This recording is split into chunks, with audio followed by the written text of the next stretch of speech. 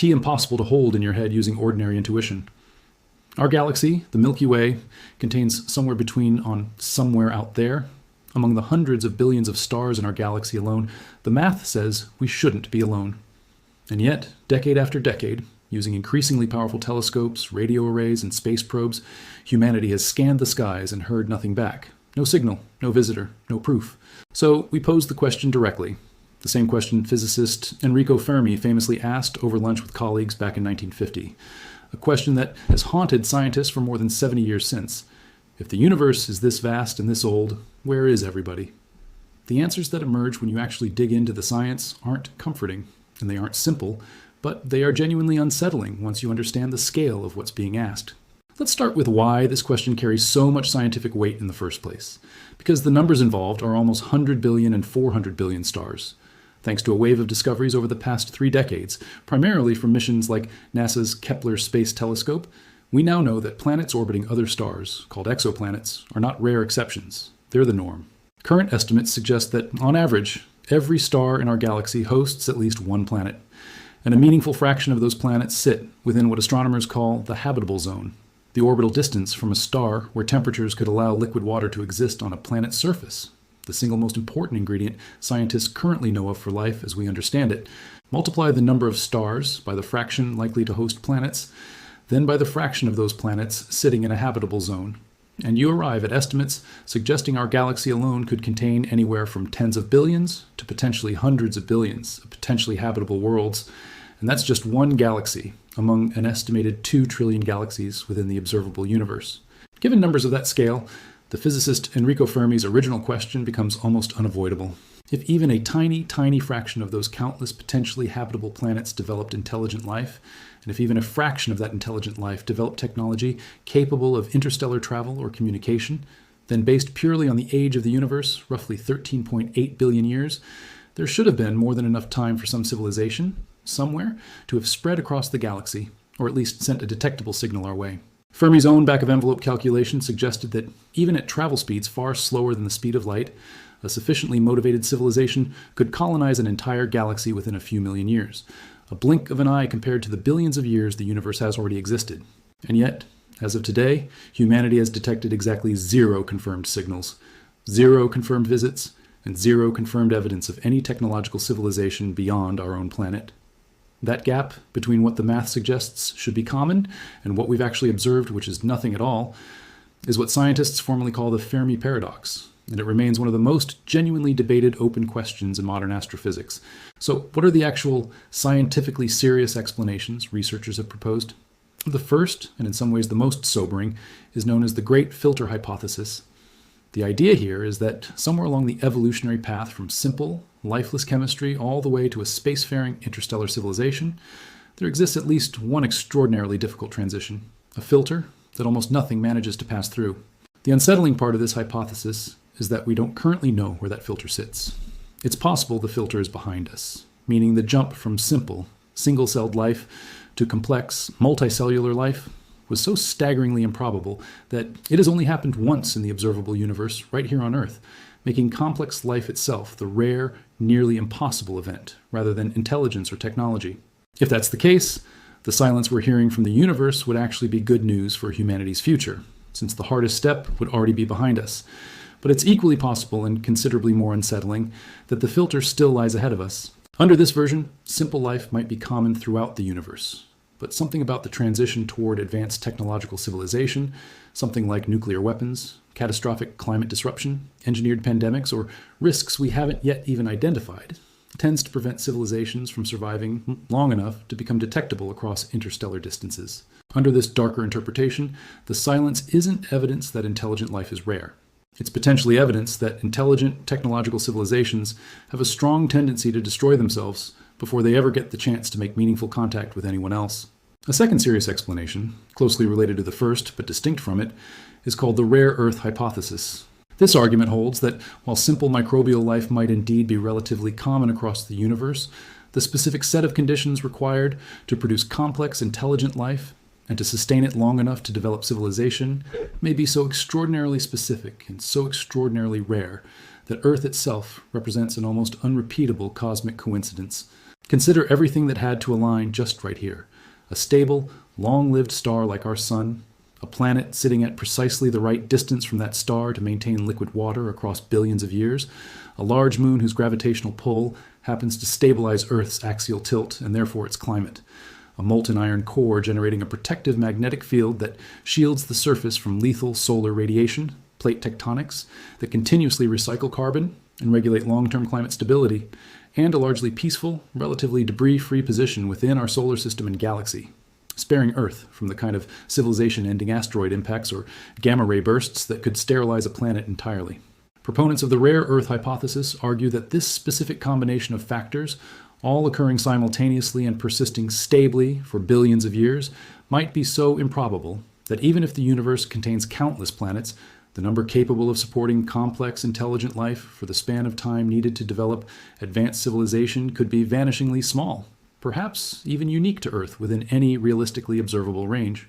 A third major line of thinking approaches the problem from a completely different angle, focusing less on how rare intelligent life might be and more on the sheer, almost incomprehensible scale of the universe itself, and what that scale means for the physical possibility of actual contact. Even using our most optimistic current understanding of physics, traveling between stars remains extraordinarily difficult. Our nearest stellar neighbor, Proxima Centauri, sits roughly 4.2 light-years away, meaning light itself, the fastest thing in the universe, takes over 4 years just to make that one-way trip. Using our fastest current spacecraft technology, a journey to even our nearest star would take tens of thousands of years to complete. Radio signals, while they do travel at light speed, still face the same fundamental physical limitation. A signal broadcast from a civilization existing on the opposite side of our own galaxy would take roughly 100,000 years just to reach us, meaning we'd essentially be listening for an extraordinarily faint whisper, sent from a civilization whose current status, whether it even still exists, whether it's still broadcasting, whether it's evolved into something entirely unrecognizable in the intervening millennia, remains completely unknown to us at the moment we finally receive that ancient signal. Under this interpretation, the universe might be teeming with intelligent civilizations, but the physical vastness of space itself, combined with the finite speed of light, may make meaningful two-way contact between any two civilizations an almost a statistically impossible event, regardless of how common intelligent life actually turns out to be. There's a fourth possibility worth taking seriously as well, one that shifts the focus specifically toward what kind of technology an advanced civilization might actually develop over time, rather than focusing purely on distance or rarity.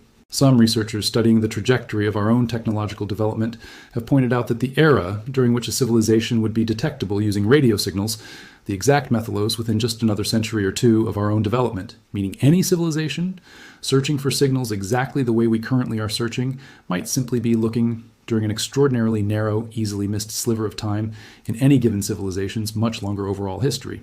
Humanity has used in projects like the search for extraterrestrial intelligence might actually represent an extremely brief window in that civilization's overall history.